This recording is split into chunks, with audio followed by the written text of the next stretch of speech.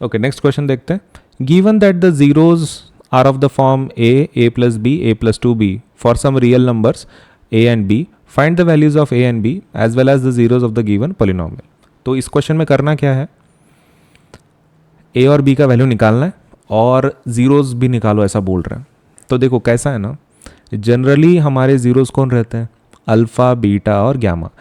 ये क्वेश्चन में क्या बोल रहे हैं वो कि वो अल्फ़ा बीटा गैमा को भूल जाओ। हमने 3 वैल्यूज़ दी हैं, तो एक उसमें का अल्फ़ा पकड़ लो, एक बीटा पकड़ लो और एक गामा पकड़ लो और उसके हिसाब से इस क्वेश्चन को सॉल्व करो ऐसा बोल रहे हैं। तो क्वेश्चन में क्या दिया है, आई होप आपको समझ में आ रहा है।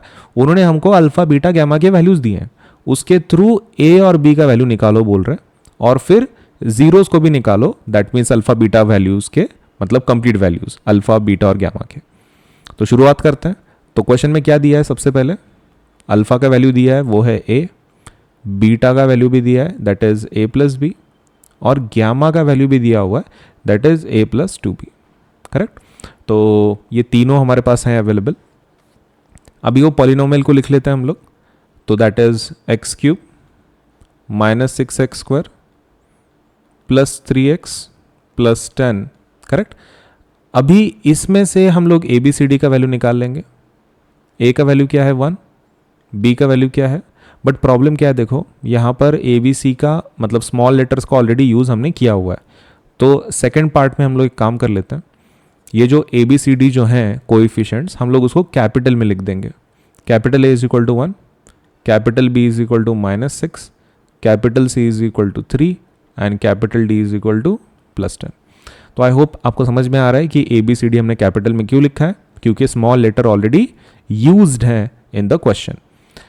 अगर इसका आपको रीज़न लिखना है आप लिख सकते हैं, आप लिख सकते हैं कि ये गिवन डेटा है इफ़ यू वांट। ऐसा कुछ कंपलसरी नहीं है गिवन डेटा लिखना, बिकॉज वो तो मतलब आपने डायरेक्ट भी लिख दिया तो भी एग्जामिनर को समझ में आ जाएगा। नाउ रिलेशनशिप को यूज़ करना शुरू करते हैं ताकि हम इस क्वेश्चन को सॉल्व कर सकें। अभी जो पहला हमारे पास जो रिलेशनशिप है वो क्या है, ओके तो सबसे पहला जो हमारा रिलेशनशिप है उसको यूज़ कर लेते हैं। पहला रिलेशनशिप क्या है, alpha plus beta plus gamma वाला। क्या रहता है फॉर्मूला, -b/a, कैपिटल में लिख रहा हूँ बिकॉज यू नो हमने कोएफिशिएंट्स कैपिटल में लिखे हुए हैं। अब अल्फ़ा का वैल्यू क्या होता है that is a, correct. Beta का वैल्यू क्या है a प्लस बी और गैमा का वैल्यू क्या है a plus 2b is equal to minus capital B का वैल्यू क्या है -6 और कैपिटल A का वैल्यू 1।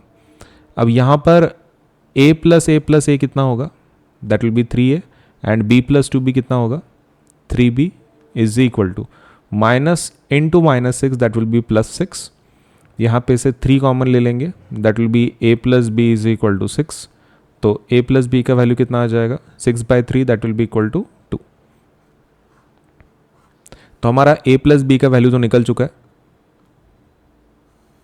अभी हम बचा कुचा सॉल्व करेंगे। पहला पार्ट इज डन। अभी सेकंड पार्ट, इसमें से एक काम कर लेते हैं हम लोग, एक रिलेशनशिप को यूज़ कर लेते हैं। वैल्यू तो निकल चुका है ना, a plus b is equal to 2। उससे काम कर लेते हैं हम लोग, b is equal to 2 - a कर लेंगे। करेक्ट। हो सकता है हमको ज़रूरत पड़ जाए किसी रिलेशनशिप में। सेकंड वाला रिलेशनशिप ले लेते हैं अभी। सेकंड वाला जो रिलेशनशिप है वो काफ़ी लंबा है। Alpha beta plus beta gamma plus alpha gamma is equal to capital C by capital A। So alpha beta का वैल्यू क्या है, that is A into A plus b plus, अरे बहुत ही लंबा जाएगा ये। बीटा क्या है A plus b into A plus 2b plus alpha और गैमा। अरे रे ये बहुत ही लंबा जा रहा है ये। चलो ठीक है कोई दिक्कत नहीं। A इंटू गैमा का वैल्यू क्या है A plus 2b is equal to C/A। C का वैल्यू क्या है 3 और ये A का वैल्यू क्या है 1। चलो मल्टीप्लाई करना शुरू करते हैं। मतलब है ना कि उसको देख देख के तो कुछ सॉल्व होगा नहीं, तो हमको वैल्यू पुट करके इसको पहले हम लोग पूरा सॉल्व कर लेते हैं, मल्टीप्लाई कर लेते हैं, फिर वैल्यू को पुट करेंगे।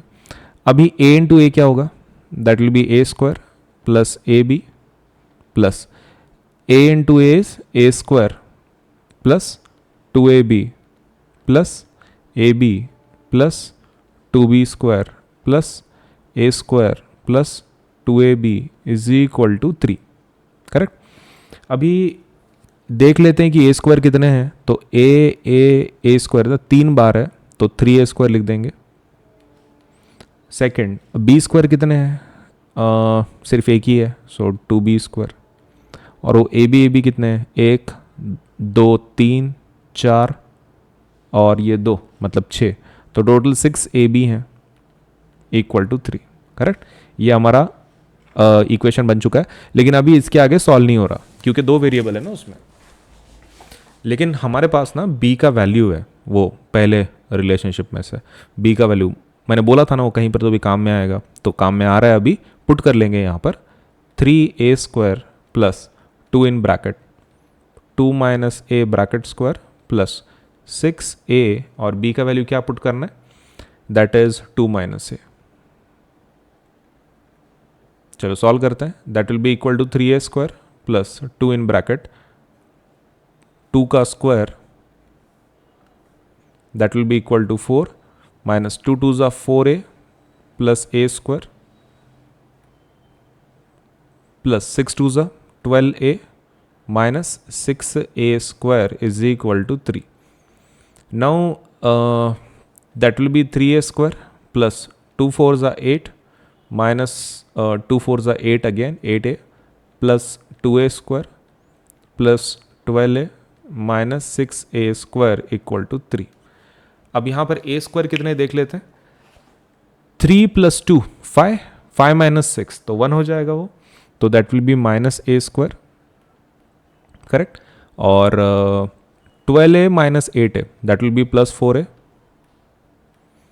अभी ए स्क्वायर का हो गया, ए का हो गया, सो लेट मी जस्ट उसको अंडरलाइन कर लेता हूँ जो पार्ट हमने सॉल्व किया। ये वाला ए स्क्वायर तो हो गया है, हमने ए वाला भी सॉल्व कर लिया है। ओके, तो बचा क्या है फिर, सिर्फ एक बचा है 8, तो 8 लिख देते हैं is equal to 3। Now we will transfer everything to the right hand side, तो this will become a square minus 4a and 3 minus 8 होगा, तो 8 में से 3 गए तो कितना होता है 5, दैट विल बी -5। इस इक्वेशन को हमको सॉल्व करना है। अगर ये इक्वेशन हमारा सॉल्व हो गया तो फिर हमारा आंसर निकल जाएगा। तो a square minus 4a minus 5, तो प्रोडक्ट कितना चाहिए, प्रोडक्ट देखो हमको चाहिए -5 और सम कितना चाहिए -4। तो कौन से ऐसे दो नंबर है जिनका मल्टीप्लिकेशन 5 आएगा लेकिन सम -4 आएगा। 5 तो प्राइम है तो 5 × 1 ही लेना पड़ेगा। करेक्ट, कोई ऑप्शन नहीं हमारे पास। -5 + 1 ले लेंगे। Correct, addition will be -4 and multiplication will be -5।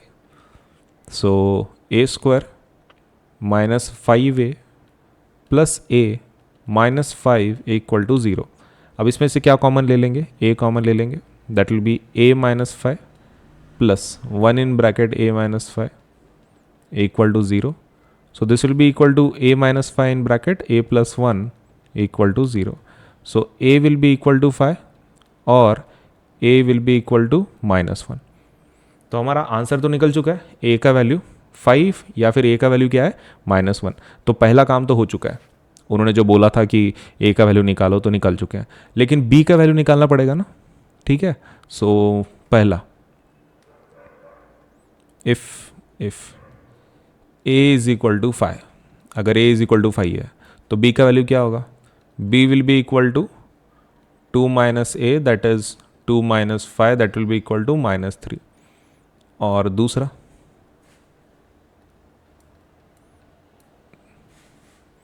if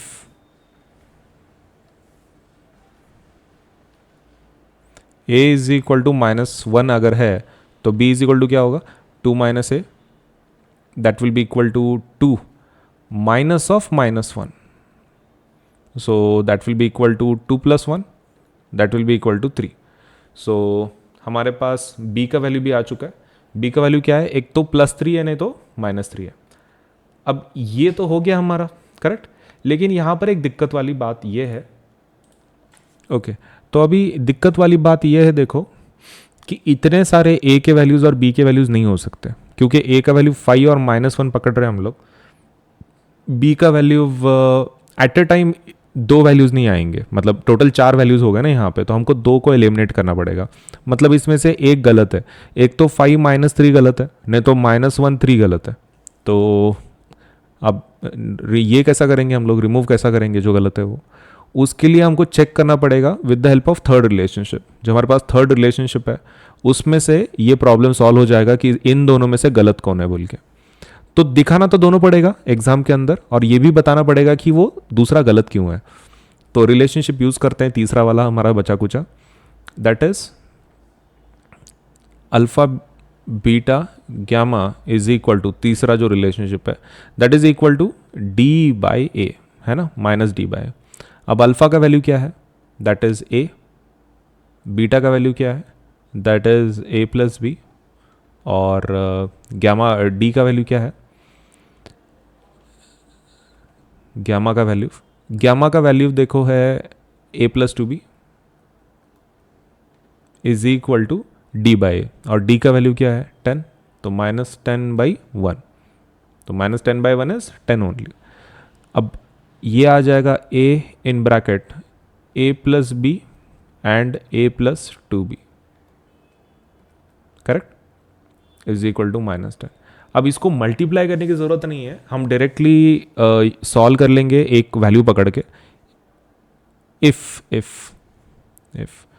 पहला part, if a is equal to 5, देखो अगर इसमें से सॉल्व हो जाता है ना हमारा, तो सेकंड टेस्ट करने की ज़रूरत नहीं है, मतलब पहला वाला अगर गलत हो जाता है तो दूसरा वाला टेस्ट करने की ज़रूरत हमको नहीं है। तो पहला शुरू करते हैं, आई होप हम लोग इसी में लकी हो जाए।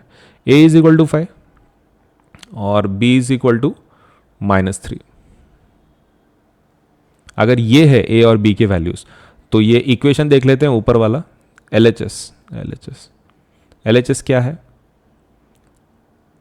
a into A+B into A+2B। चलो वैल्यू को पुट करते हैं। a का वैल्यू क्या पकड़ रहे हैं हम लोग 5, a का वैल्यू फिर से 5, b का वैल्यू -3, a का वैल्यू 5, 2 3 ज़ा कितना होता है 6, लेकिन ये -6 पकड़ लेंगे। 5 इन ब्रैकेट 5 - 3 कितना होता है 2, और 5 - 6 कितना होता है 1, लेकिन -1। सो 5 2 ज़ा कितना हो रहा है 10, और 10 इंटू 1 -10। अब ये दिक्कत वाली बात है, करेक्ट, क्योंकि दूसरे साइड पे क्या हो रहा है -10 आ रहा है, और ये मैच हो रहा है ना। हमारा RHS क्या है, RHS ऊपर देखो, RHS कितना है -10 है, करेक्ट, तो -10 लिख देंगे यहाँ पर। RHS कितना है -10। सो सेकंड वाली जो हमारा नंबर है वो टेस्ट करने की ज़रूरत नहीं है, इट्स नॉट कंपलसरी, तो यहीं पर मैच हो गया हमारा। लेकिन फिर भी आपको अगर बताना है तो सेकंड वाला कंडीशन भी आप मैच करके दे सकते हैं, if a is equal to -1, क्योंकि ऑलरेडी ऊपर वाला हमारा ट्रू आ रहा है ना, तो सेकंड वाला करने की ज़रूरत नहीं है। लेकिन फिर भी if you want to show the calculation आप बता सकते हैं। वैल्यू को पुट करते हैं, हमारा फॉर्मूला क्या है, a into A+B into A+2B। चलो a का वैल्यू क्या है -1 इंटू a का वैल्यू क्या है -1, b का वैल्यू क्या है +3 इन ब्रैकेट -1 प्लस 2 3 ज़ा कितना होता है 6, तो ये तो -1 ही रहेगा। 3 - 1 कितना होता है 2, और ये दूसरा ब्रैकेट 6 - 1 दैट विल बी 5, तो 5 2 ज़ा कितना होता है 10, लेकिन -10 आएगा, करेक्ट। नाउ यहाँ पे देखो, करेक्ट, तो यहाँ पर अभी देखो कैसा है ना कि इधर भी -10 आ रहा है और राइट हैंड साइड में भी फिर से -10 ही है, तो ये करने का कुछ मतलब नहीं बना, करेक्ट। इसको आपको वैसे रखना है तो वैसे रखो, नहीं तो हम लोग काम कर लेते हैं, वी कैन मॉडिफाई दिस, और वो अल्फ़ा बीटा और गैमा की जो वैल्यूज़ हैं वो हम लोग कैलकुलेट करना शुरू कर सकते हैं। अगर a की वैल्यू 5 है और b की वैल्यू -3 है सपोज, सो अल्फ़ा का वैल्यू क्या होगा, that is a, that will be equal to 5। Beta का वैल्यू क्या होगा, that will be A+2B, that will be equal to 5 plus 2 3 ज़ा -6, 5 - 6 कितना होता है -1, और गैमा का वैल्यू क्या होगा, that will be a plus two b, अरे सॉरी वो ए प्लस बी था ऊपर, एक मिनट,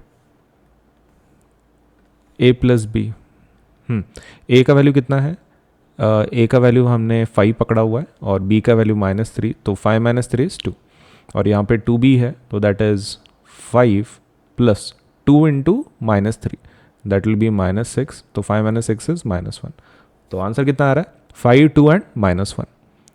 अगर इफ़ ये पहला वाला केस हो गया करेक्ट, अभी दूसरा वाला कर लेते हैं। If a is equal to -1 and b is equal to 3, इसको सॉल्व करते हैं तो alpha is equal to a आ जाएगा, a का वैल्यू कितना है -1, बीटा के क्या आ जाएगा, that is equal to a plus b, that will be equal to -1 + 3, that will be equal to 2, और गैमा का वैल्यू क्या आ जाएगा, a plus 2b, that will be equal to -1 + 2 into 3, that will be 6, 6 - 1 is 5। So हमारे zeros आ चुके हैं। एक तो अल्फ़ा बीटा वैल्यू का वैल्यू मतलब जो आंसर है वो है 5, 2, -1, नहीं तो -1, 2 एंड 5, तो हमारे फाइनल आंसर्स आ चुके हैं।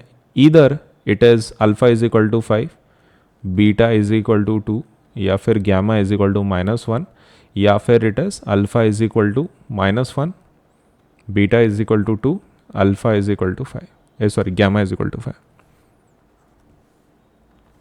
तो ये हमारा फाइनल आंसर है।